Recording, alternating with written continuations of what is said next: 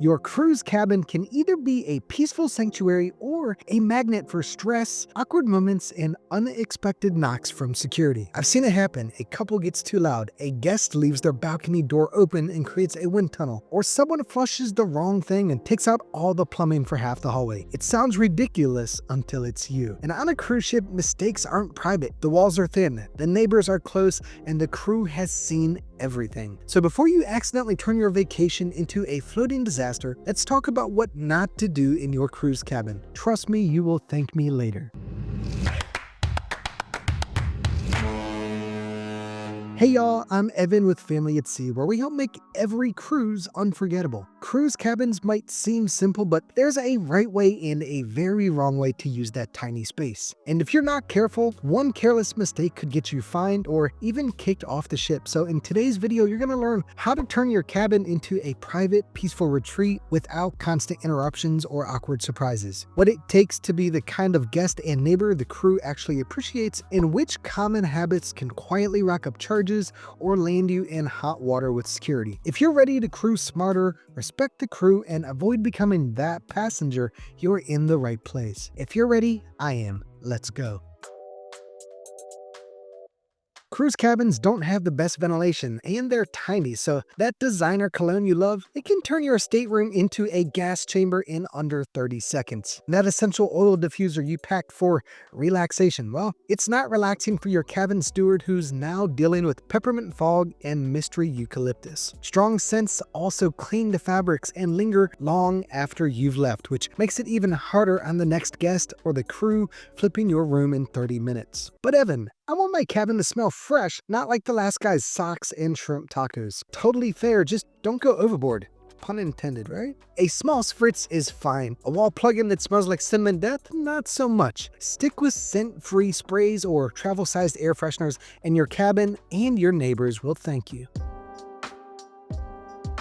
Cabin walls are basically made of hopes and wallpaper. So if you've got your TV turned up past level 10 at midnight, you're not just catching up on reruns, you're forcing everyone around you to join the binge. The same goes for movies, phone calls, and voice memos. Just because you can't hear your neighbors doesn't mean they can't hear you. Cruise cabins are stacked wall to wall and top to bottom, which means everything carries, especially at night. Your neighbor might be trying to sleep, your steward might be off duty, and somewhere, someone's toddler is teetering on the edge of a meltdown. Don't be the person who pushes them over the edge with back-to-back episodes of NCIS on full blast. Use earbuds if you're watching late, or just keep the volume respectful. If your cabin walls are rattling, it's not the engine, it's your TV telling you to turn it down. If you're prone to motion sickness, booking a cabin at the very front or back of the ship is basically asking for every wave to feel like a roller coaster. Sure, the views might be great, but if you're spending half your cruise lying down with ginger chews and green-tinted regret, well, that ocean view just wasn't worth it. The most stable location on the ship is midship on a lower deck. That's where you'll feel the least movement and have the best shot at actually enjoying your cruise. And it's not just about movement. You also want a cabin that's surrounded by other cabins above you, below you, and on both sides, because nothing kills a good night's sleep faster than booking right under the pool deck where they drag lounge chairs around at 6 a.m.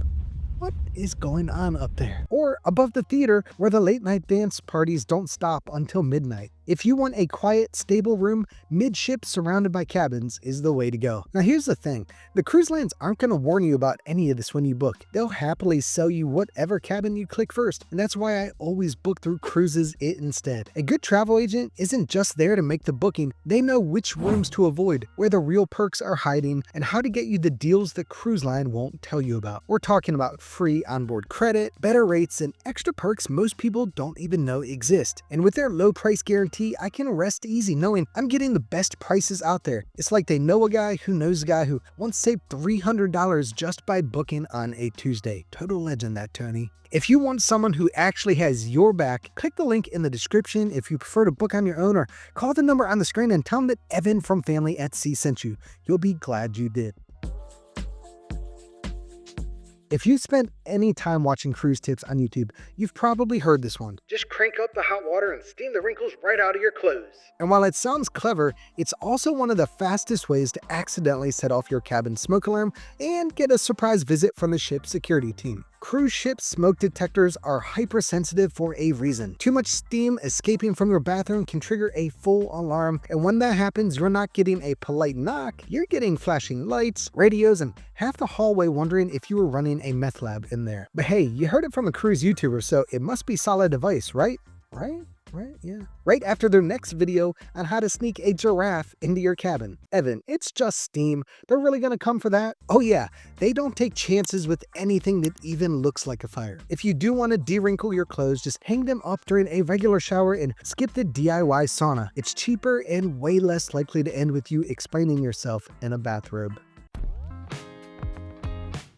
It always starts the same way. You step out of your cabin for just a second, maybe to grab some ice, check the mail slot, or chase down your kid who forgot their towel. No big deal, right? Except your cabin door locks automatically, and now you're standing there, barefoot, wearing something you'd rather not model for the entire hallway, realizing your key is safely locked inside. You guys? Cruise ship hallways are long, brightly lit, and somehow always the busiest when you're the most embarrassed. Save yourself the walk of shame to guest services. Always grab your key, even if you're just stepping out for what you think will be 5 seconds. Because trust me, the only thing worse than locking yourself out is explaining to a complete stranger why you're standing in the hallway holding nothing but a half-melted ice bucket and a questionable life plan. Those little do not disturb and make up room signs. Yeah, totally optional, just like wearing sunscreen or holding the handrail on the stairs. You can skip it, but odds are you're going to regret it. If you don't hang up the do not disturb sign, you're basically giving the cabin steward a green light to barge in whenever they think the room is empty. Mid-shower, mid-nap, mid-frantic suitcase explosion, it doesn't matter. No sign, no warning. And if you forget to flip the make up room sign when you leave, don't expect fresh towels and a bed you can find under your luggage pile. Stewards are working through dozens of rooms every day. If it's not clear you're gone, they'll assume you're still in there and move on. It takes 2 seconds to hang the right sign, and it'll save you from a lot of awkward moments and unmade beds later. Trust me, it's a habit worth getting into. Now, it should go without saying, but here we are. You cannot smoke or vape in your cabin or out on your balcony. Not cigarettes, not cigars, not vapes, not anything else you swear doesn't count. Cruise lines take this extremely seriously because fire at sea is about the worst thing that can happen. One careless puff and you could be putting the entire ship at risk. Not to mention, getting caught smoking where you're not allowed can lead to heavy fines or even getting kicked off the ship at the next port. And no, you don't get a refund for the rest of your trip. Evan, it's just a vape. That's not even real smoke. Tell that to the guy who got banned from an entire cruise line over it. The rules don't care what's in your cloud. If they catch you, you're done. Find the designated smoking areas or skip it entirely. Your cruise and your neighbors will be better for it.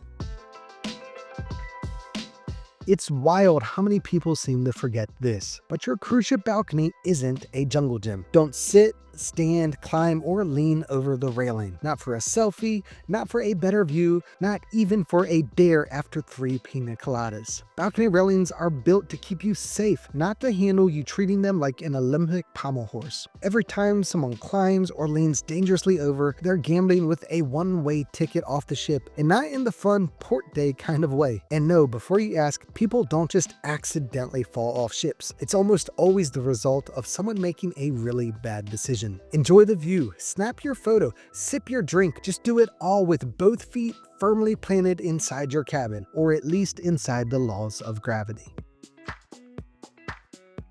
I get it. After a day at the beach or the pool, everything you own is soaked. Hanging a wet swimsuit or towel on the balcony seems like an easy fix until it flies off. Now, not only is it bad for the environment because no one needs your neon flip-flops hurtling into a dolphin pod, but it's also against cruise line rules and a legitimate safety hazard. Loose items blown off balconies can endanger crew members working on lower decks, and if enough people do it, it creates serious cleanup problems for the ship. Evan, it's just a towel. It's not like I'm throwing furniture overboard. Maybe not, but a towel whipping around at 30 knots can still cause trouble. If you need to dry stuff, use the retractable clothesline in the bathroom or pack a few magnetic hooks to hang things safely inside your cabin.